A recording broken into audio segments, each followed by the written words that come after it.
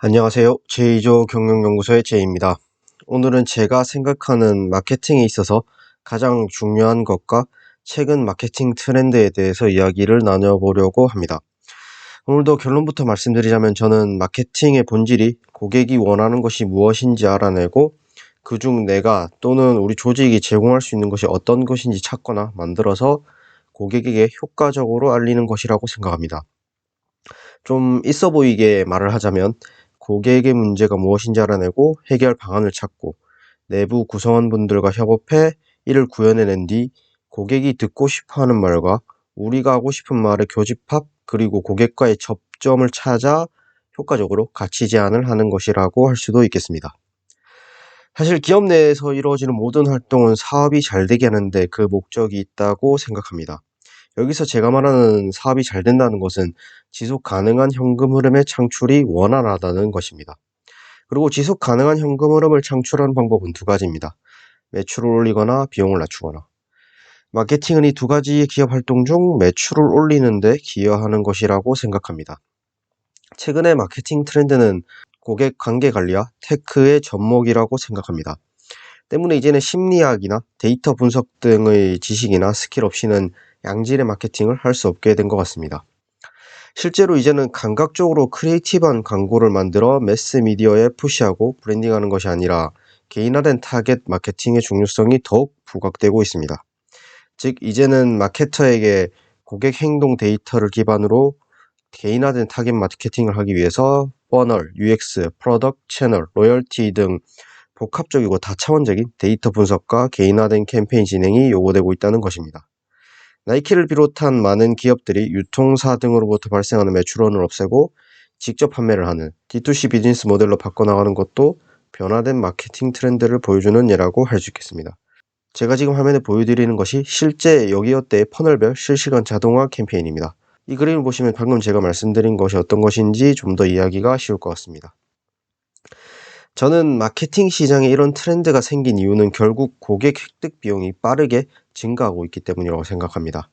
마케팅은 점점 고도화되고 있고 코로나로 인해 디지털 전환이 급속도로 진행되는 등 특정 매체에 대한 집중도 또한 높아지고 있습니다. 즉 경쟁이 치열해지면서 대표적인 고객 획득 비용인 광고 비용을 비롯한 여러 페이드 마케팅 비용이 증가하고 있다는 것입니다. 이런 상황에서 할 수 있는 것은 두 가지겠죠. 첫 번째, 여러 마케팅 툴들을 활용해 보다 정밀하게 고객 데이터를 분석하고 더 효율적인 매체, 더 우수한 LTV를 발생시키는 캠페인 등을 찾아 고객 획득 비용을 최적화해 나가거나 두 번째, 이렇게 아주 힘들게 획득한 고객을 잃지 않게 고객 유지율 관리를 잘하는 것입니다. 결국 고객 관계 관리와 테크의 접목이 중요하다는 것입니다. 그러니까 고객 생애 가치가 높을 것이라고 예상되는 신규 그룹을 발굴하고 해당 그룹에 대한 집중적인 캠페인 기획과 관계 구축 구조를 설계하는 것이죠. 또 데이터 기반의 개인화 추천 캠페인을 강화한다든지 고객이 계속 제품을 유지할 수 있도록 너칭하는 액션 등을 진행할 수도 있습니다. 예를 들면 특정 코호트군을 추적해 유지율에 영향을 주는 행동이나 패턴과의 연관관계 지표를 찾을 수도 있는데요. 고객 활동 데이터를 통해 출석 체크 이벤트에 참여하는 사용자가 서비스를 장기간 이용할 가능성이 크다는 지표를 얻었다면 그 행동을 유발하도록 캠페인을 기획하고 유지율이 낮은 고객을 대상으로 더 집중 노출하는 식으로 진행할 수도 있다는 것입니다. 여기서 또 하나의 트렌드 키워드가 나옵니다. 바로 UX, UI 설계입니다. 보통의 경우 고객 유지율은 제품이나 서비스를 비롯한 전반적인 고객 경험에 의해 결정된다고 생각합니다. 하지만 이런 고객 경험은 마케팅단에서 해결할 수 있는 문제가 아닐 때가 많습니다. 때문에 마케터가 적극적으로 UX, UI 설계에도 참여하는 것이 필요하고 내부 고객이라고 할 수 있는 동료분들을 설득하는 내부 영업도 매우 중요합니다. 물론 이는 매우 어렵고 단기간에 이루어지는 것이 아닌 경우가 많아서 고객 경험 자체를 개선시킬 수 없을 때 마케터가 할 수 있는 것도 있어야 할 것입니다. 이때는 마케터가 할 수 있는 것이 CS를 더 잘하는 것이라고 생각합니다. 즉 발품, 손품을 팔아서 제품이나 서비스 또는 전체적인 사용성이 좋아질 때까지 친절함으로 고객을 잡아주는 것입니다. 예를 들면 카톡 상담이나 채널톡 같은 메신저 툴들을 활용해 불편한 점을 일일이 듣고 개별적으로 보완을 해주는 것입니다. 아마 어떤 서비스나 제품을 사용할 때 조금 불편하거나 부족하더라도 친절히 대해주고 케어받는다는 느낌을 받으면 바로 이탈하지 않았던 경험을 한 번쯤은 해보셨을 것입니다. 반면 좋은 제품이나 서비스를 판매하는 곳이라도 불친절한 곳은 다시는 방문하고 싶지 않아지죠. 사실 이것이 제품이나 서비스를 개선하는 것이 아니라 고객 경험을 개선해야 하는 중요한 이유이기도 합니다. 또 너찌를 활용해 고객의 이탈을 방지하는 방법도 있습니다. 쿠팡의 로켓와우 멤버십을 해지하려고 하면 혜택을 강조하며 해지를 막습니다. 구독 취소로 누릴 수 없게 되는 혜택을 보여줌으로써 그동안 받았던 서비스를 다시 생각하게 하는 것이죠. 마지막으로 저는 좋은 마케팅이란 이런 직접적인 매출 상승을 마케팅을 가장 적게 하면서 만드는 것이라고 생각합니다. 그러니까 어떤 캠페인이랑 프로모션을 보다 촘촘하고 정밀하게 설계하는 것이 아니라 가장 적게 하면서 매출을 발생시키는 것이죠. 복지 정책의 성공 척도는 얼마나 많은 사람이 복지 대상자가 되느냐가 아니라 얼마나 많은 사람이 복지에서 탈피하는가이다. 이는 레이건 전 미국 대통령께서 하신 말씀으로 저는 마케팅도 마찬가지라고 생각합니다. 즉 마케팅의 성공 척도는 얼마나 많은 고객을 유입시켰냐가 아니라 얼마나 많은 고객이 마케팅 없이도 우리 제품이나 서비스를 사용하는가라고 생각합니다.